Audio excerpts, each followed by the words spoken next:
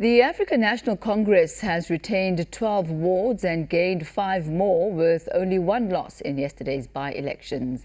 Meanwhile, the Democratic Alliance retained 6 wards and lost 2. The Land Party has won 1 new ward, while the Better Residents Association lost 3 wards. The Independent Electoral Commission expressed satisfaction in the process and said no incidents were reported in all of the voting stations. For more on this, I'm joined now by Mr. Wayne Sussman, who is an election analyst. Good to have you with us once again, Wayne. Perhaps let's talk about the turnout of these elections. Out of the over 171,000 individuals who were expected to participate in these elections, a 28% turnout. How does this bode? Well, it is December. It's very late in the year, and usually we have a low turnout towards the end of the year in by-elections. And I must always say that turnout in metro areas tends to be lower than turnout in rural areas, maybe because there's less distractions in rural areas. However, having said that, in some of the by-elections, like in Greenpoint in Cape Town, the turnout was very low and very worrying yesterday. Also in one of the seats in Bushbuck Ridge, a competitive seat, the turnout was very, very low. However, in some places like the Northern Cape, we saw a very high turnout. But I expect turnout to be down at this stage of the year. I expect turnout to generally be down in the lead up to local government elections. But of course, it's concerning. Are voters saying that they'd rather not participate than participate in these by-elections? And one would hope that they would see value in voting, value in the democratic process of participating in elections. And if only 28% was the average yesterday, that is cause for some concern.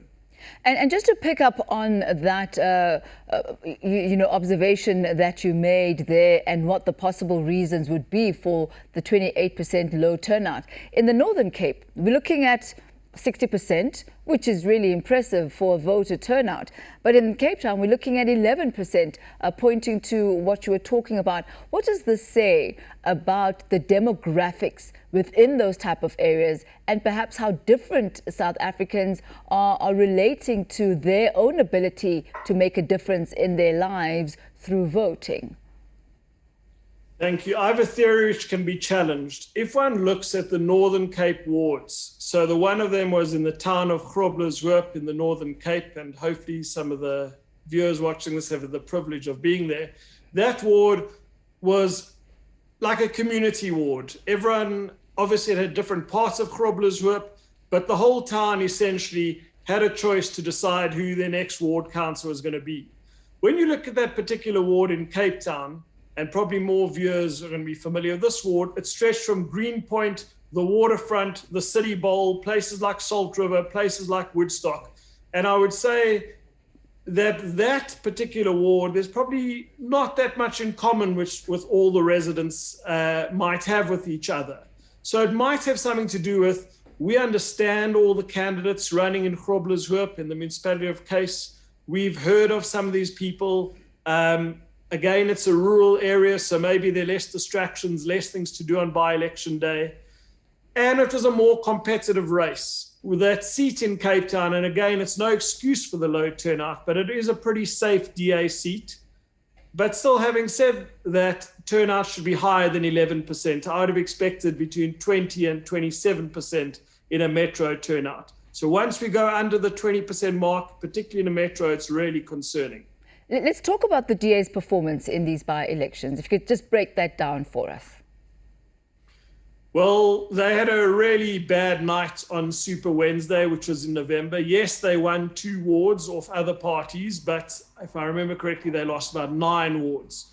So they lost 2 wards in Oudtshoorn. Now, Oudtshoorn, a loss is a loss. It's very bad to lose a ward. But I predicted that they'd lose one of the wards to the ANC in the small village of Duiseldorp outside Oudtshoorn. It was more of a surprise that they lost the 1 ward in the Bridgeton part of Oudtshoorn, because the DA had done well there in 2016, well there in 2019. And I think they lost that ward for 2 reasons. One, the ANC did what they were supposed to do. They got their voters to the polls. and they were able to increase their percentage vote share. And then there were a lot of independents running, and I'm wondering whether the independents affected the DA more than the ANC in that particular ward.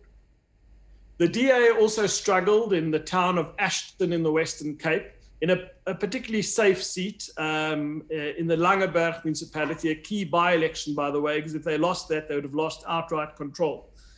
Having said that, I know that the community was unhappy with the former ward councillor there.